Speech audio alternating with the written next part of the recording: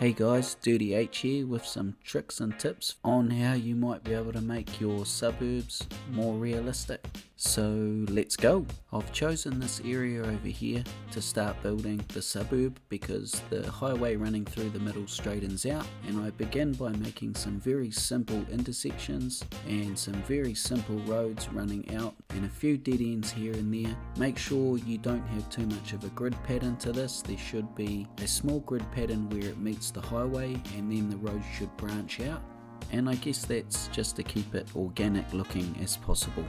If your preferred method of building is via zoning or you're playing on a console, this is the way that I would do it. Zone sporadically and try and cluster it around the intersections more than anywhere else, and also make sure that you put some houses at the ends of the dead end roads.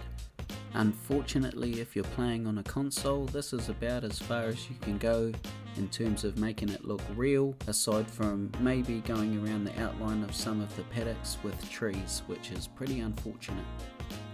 Seeing as I'm lucky enough to have the game on the PC, I have the mod Plot the Growables, and I've downloaded a more realistic residential pack of houses here, but I'm following the same method I followed with the zoning, and I'm plopping these around the intersections and at the ends of the dead end roads. I'm also placing a couple of small commercial buildings down where it meets the highway, and these act as a sort of a corner dairy.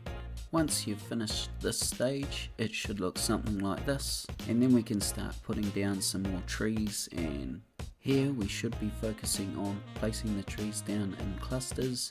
And if you've placed your suburb near the edge of a forest, for instance, you could bring that forest in a bit closer, right up to the edge of a road or maybe around the back of the properties. I also bring the trees hard into this fence line that I'm creating in some places.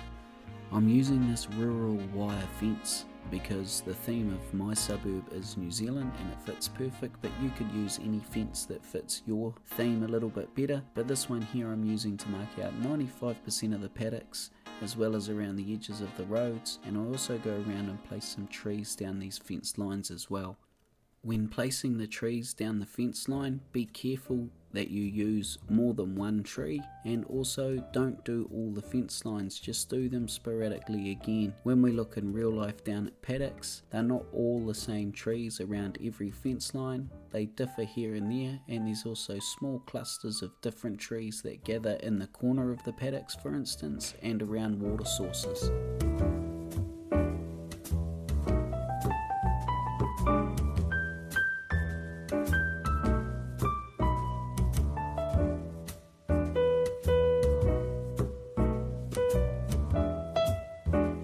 Using the surface painter mod, I paint a paddock every here and there with the field option, and if you have theme mixer too as well, you can go into there and change the colour, which I do here because this green is a bit bright. Bear in mind this is a very quick way to do this. You can also download some really nice field looking assets from the Steam Workshop if you'd prefer to do it that way.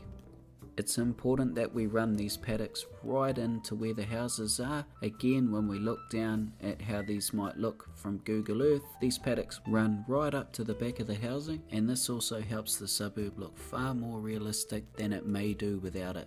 And that is literally that. I apply this to a larger area around the suburb and it starts to look far more realistic. You can also go much further than this in terms of making it real with details and props and stuff like that, which I will be doing in my next episode. But for now, this is a simple way to do it. Thanks for watching, guys. See you later.